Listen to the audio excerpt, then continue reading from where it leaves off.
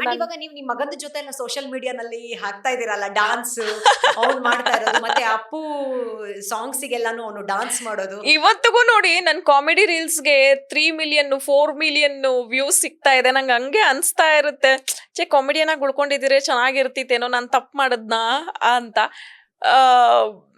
But ಅದೊಂದು face ಏನು ಮಾಡಕ್ ಆಗಲ್ಲ, ಸರಿ ಆಗಿದ್ದಾಗೋಯ್ತು, ಇನ್ನು ಮುಂದೆ ಏನ್ ಮಾಡ್ಬೇಕು ಒಳ್ಳೆ ತರದ ನಾನು ಅದನ್ನ ಮಾಡೋಣ ಅಂತ ಸುಮ್ನೆ ಆಗ್ಬಿಟ್ಟೆ. ಸೊ ನಿಮ್ಗೆ ನೋ ರಿಗ್ರೆಟ್ ಇವಾಗ? ರಿಗ್ರೆಟ್ ಏನು ಇಲ್ಲ ಮ್ಯಾಮ್, ಯಾಕಂದ್ರೆ ಒಬ್ಬ ಕಾಮಿಡಿಯನ್ ಇಂದ ಹೀರೋಯಿನ್ ಮಾಡ್ದಂಥ ನಾನ್ ರಿಗ್ರೆಟ್ ಮಾಡ್ಕೊಂಡ್ರೆ ಡೈರೆಕ್ಟರ್ಗೆ ನಾನು ಅವಮಾನ ಮಾಡ್ದಂಗ ಆಗತ್ತೆ. ಸೊ ನಾನೇ ತಪ್ಪಾಗಿ ತಿಳ್ಕೊಂಡ್ರೆ ಅವ್ರ ಚಾಯ್ಸ್ನ ನಾನು ದೂಷಣೆ ಮಾಡ್ದಂಗ ಆಗತ್ತೆ.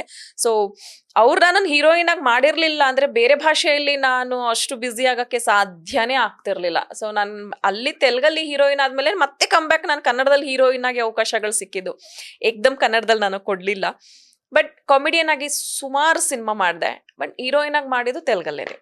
ಬಟ್ ನಿಮ್ಗೆ ಅನ್ಸ್ತಾ ಇಲ್ಲಿ ನಮ್ಮ ಸ್ಯಾಂಡಲ್ವುಡ್ ಅಲ್ಲಿ ಅದೊಂದು ನಮಗೆ ಎಲ್ಲೋ ಒಂದ್ ಕಡೆ ಮೋಸ ಆಗ್ತಾ ಇದೆ ಅಂತನಾದ್ರೂ ಹೇಳ್ಬೋದು, ಅಥವಾ ನಮ್ಮನ್ನ ಗುರುತಿಸ್ತಾ ಇಲ್ವಾ, ನಮ್ಮ ಒಂದು ಟ್ಯಾಲೆಂಟ್ಗೆ ಅಥವಾ ನಮ್ಮ ಆಕ್ಟಿಂಗ್ಗೆ ಗುರುತಿಸ್ತಾ ಇಲ್ಲ, ಬರೀ ಬೇರೆ ಕಡೆಯಿಂದಾನೇ ಕರ್ಕೊಂಡ್ ಬರ್ತಾ ಇದ್ದಾರೆ.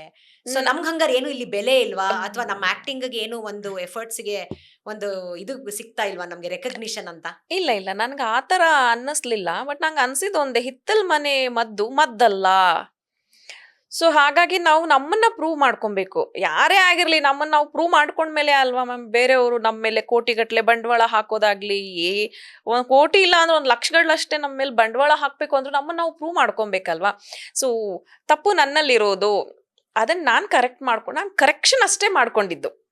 ಕರೆಕ್ಷನ್ ಮಾಡ್ಕೊಂಡು ಒಂದು ಹೊಸ ಫೋಟೋಶೂಟ್ ಮಾಡಿ ಫೇಸ್ಬುಕ್ಕಲ್ಲಿ ಅಪ್ಲೋಡ್ ಮಾಡಿದ ದಿವಸನೇ ನನಗೆ ಒಂದು ವ್ಯಕ್ತಿ ಕಾಂಟ್ಯಾಕ್ಟ್ ಮಾಡಿ, ಈ ಥರದೊಂದು ಸಿನಿಮಾಗೆ ಸುಮಾರು ಜನಕ್ಕೆ ಆಡಿಷನ್ ಮಾಡಿದ್ದಾರೆ, ಯಾರೂ ಸೆಟ್ ಆಗಲಿಲ್ಲ, ನಿಮ್ಮದು ಹೋಮ್ಲಿ ಪ್ಲಸ್ ಗ್ಲಾಮರ್ ಎರಡೂ ಮಿಕ್ಸ್ ಇದೆ ನಿಮ್ಮ ಫೇಸಲ್ಲಿ, ನಿಮ್ಮನ್ನ ಡೈರೆಕ್ಟ್ರ್ ಓಕೆ ಮಾಡಿದ್ದಾರೆ ಫೋಟೋ, ನೀವು ಬರ್ಬಹುದಾ ಅಂತ ಕೇಳಿದ್ರು.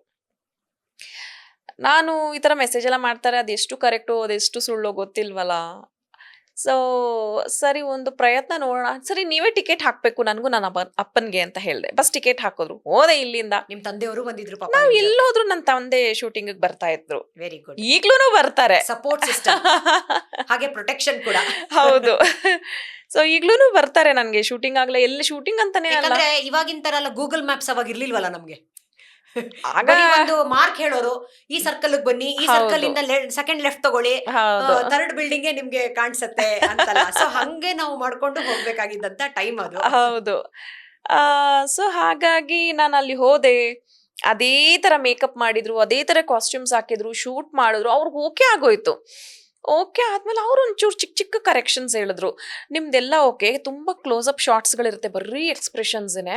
ಸೊ ನಿಮ್ಮ ಫೇಸಲ್ಲೆಲ್ಲ ಅಲ್ಲಲ್ಲಲ್ಲಲ್ಲಲ್ಲಿ ಒಂಚೂರು ದಾಗಿದೆ ಸ್ಕಿನ್ನು ಅಂತ. ಸರಿ ಅದೊಂಚೂರು ಕರೆಕ್ಟ್ ಮಾಡ್ಕೊಂಬಿಡಿ, ಇನ್ನೆಲ್ಲ ಫೈನ್ ಅಂತ ಅಂದ್ರು. ಇವ್ರು ಓಕೆ ಅನ್ನೋ ಥರ ಅಂದ್ಬಿಟ್ಟು ಏನೋ ಒಂದು ಮತ್ತೆ ಬಾಂಬ್ ಹಾಕಿದ್ರಲ್ಲ ಅಂತ ಅಲ್ಲಿಂದ ವಾಪಸ್ ಮನೆಗೆ ಬಂದ್ಮೇಲೆ ಒಂದು ವಾರ ಡೌಟ್, ನನಗೆ ಡೌಟೇ ಇತ್ತು. ಒಂದ್ ವಾರ ಆದ್ಮೇಲೂ ಏನು ಹೇಳಿಲ್ಲ. ಆಮೇಲೆ ಫೋನ್ ಮಾಡಿದ್ರು, ನೀವು ಕರೆಕ್ಷನ್ ಮಾಡ್ತಿದ್ದೀರಾ ತಾನೇ ಫೇಸ್ ಎಲ್ಲ ಅಂತ. ಸರ್ ಮಾಡ್ತಾ ಇದ್ದೀನಿ.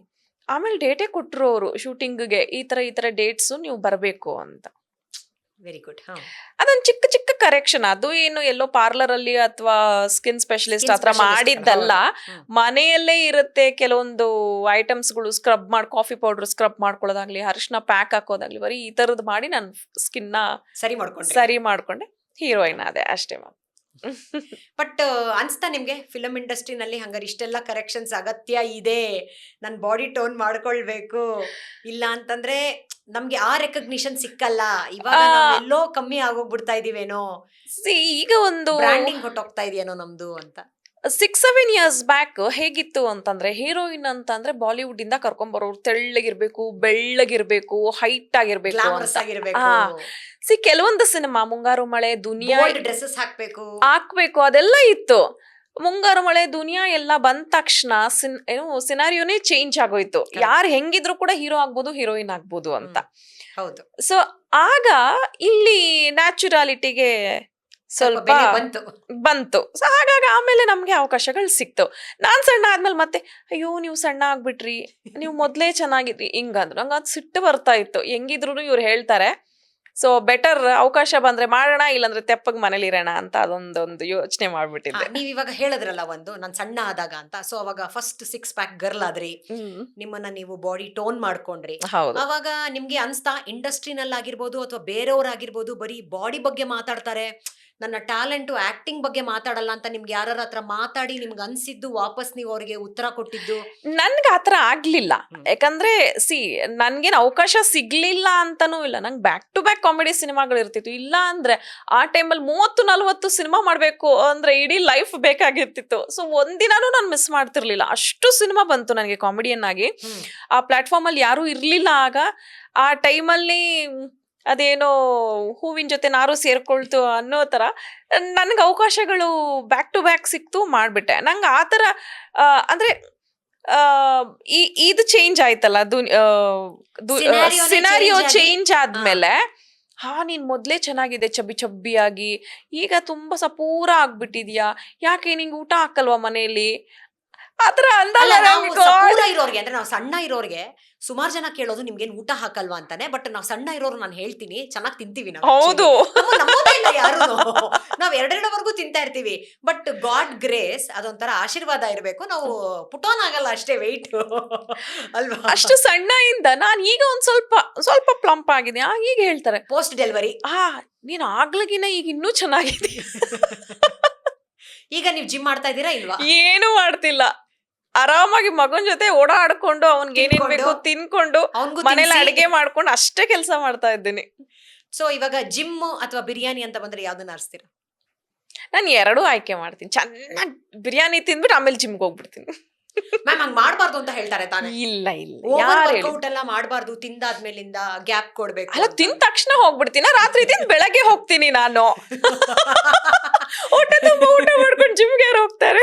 ಓಕೆ, ನಿಮ್ಗೆ ಇಂಡಸ್ಟ್ರಿನಲ್ಲಿ ಸ್ಯಾಂಡಲ್ವುಡ್ ಕ್ರಶ್ ಅಂತ ಯಾರು ಇಲ್ಲಿ ತನಕ ಅವ್ರ ಹೆಸರು ಹೇಳ್ಬೋದು? ನನ್ನ ಹುಡುಗನ ಹೆಸರು ಹೇಳಲ್ಲ, ಬಟ್ ನಂದು biggest crush is Malashri ma'am. Ma'am ಅದು ವುಮೆನ್ ಆದ್ರಲ್ಲ, ಸೇಮ್ ಜೆಂಡರ್ ಕ್ರಶ್ ಯಾರ್ ಬೇಕಾದ್ರೆ ಆಗ್ಬೋದು. ಯಾರ ಮೇಲಾದ್ರೂ ಕ್ರಶ್ ಆಗ್ಬೋದು. ಅದು ಹುಡುಗನ ಮೇಲೆ ಆಗೋ ಕ್ರಶ್ ಬೇರೆ, ಹುಡುಗಿ ಮೇಲೆ ಆಗೋ ಕ್ರಶ್ ಬೇರೆ. ಬಟ್ ಕ್ರಶ್ ಅಲ್ವಾ? ಸರಿ ಆಯ್ತು, ಬಟ್ ಇವಾಗ ಹುಡುಗ ಅಂತ ತಗೊಂಡ್ರೆ ಯಾರನ್ನ ತಗೊಳ್ಳೋಣ? Opposite gender. ಹಂಗೆ ಆತರ ಯಾರ ಮೇಲೂ ಕ್ರಶ್ ಆಗಿರ್ಲಿಲ್ಲ. ಆಯ್ತು, ನಿಮ್ ಮೇಲೆ ಯಾರ ಕ್ರಶ್ ಅಂತ ಹೇಳ್ಕೊಂಡು ಬಂದಿರೋದು ಸ್ಯಾಂಡಲ್ವುಡ್ ನಲ್ಲೇನೆ ನೀವು ರಿಜೆಕ್ಟ್ ಮಾಡಿರೋದು? ಬಿಕಾಸ್ ನಿಮ್ದು ಇವಾಗ ಬ್ಲೆಸ್ಸಿಂಗ್ ಹಸ್ಬೆಂಡ್ಗೋಸ್ಕರ ಕಾಯ್ಕೊಂಡಿದ್ದು. ಆತರ ಯಾರಾದ್ರೂ ಆಗ ಕ್ರಶ್ ಅಂತ ಬಂದಿದ್ದೀರ, ನಾನು ಇಷ್ಟು ಲೇಟ್ ಆಗಿ ಯಾಕೆ ಮದ್ವೆ ಆಗ್ತಾ ಇದ್ದೆ? ಸಿಂಪಲ್ ಅಲ್ವಾ? ಅದಕ್ಕೆ ಕುತೂಹಲ. ನಾವು ಕೇಳಿದ್ವಿ, ಯಾರು ಬಂದು ನಿಮ್ಗೆ ಪ್ರಪೋಸ್ ಮಾಡಿ ನೀವ್ ಬೇಡ ಅಂತ ಹೇಳಿದ್ದೀರಾ, ಅಥವಾ ಇಲ್ಲ ನಾನು ಸಿನಿಮಾದಲ್ಲಿ ಇನ್ನ ಹೆಸರು ಮಾಡ್ಬೇಕು, ಇವಾಗ ನನ್ ಮದ್ವೆ ಆಗಲ್ಲ ಅಂತ ನಂದು ಇದೆಲ್ಲ ಕಾಲೇಜ್ ಟೈಮ್ ಅಲ್ಲಿ ಆಗಿತ್ತು. ಸೊ ಕಾಲೇಜ್ ಟೈಮ್ ಅಲ್ಲೆಲ್ಲ ನಾನು ಓದಿದ್ದು ಗರ್ಲ್ಸ್ ಕಾಲೇಜ್ ಆಗಿದ್ರಿಂದ ಸೊ ಅಲ್ಲಿಗೆ ತುಂಬಾ ಅಪ್ಲಿಕೇಶನ್ಸ್ ಗಳು ಬರ್ತಾ ಇತ್ತು. ನಾನು ಆಕ್ಟ್ರೆಸ್ ಆದ್ಮೇಲೆ ಯಾರು ಅಪ್ಲಿಕೇಶನ್ ಕೊಡ್ಲಿಲ್ಲ.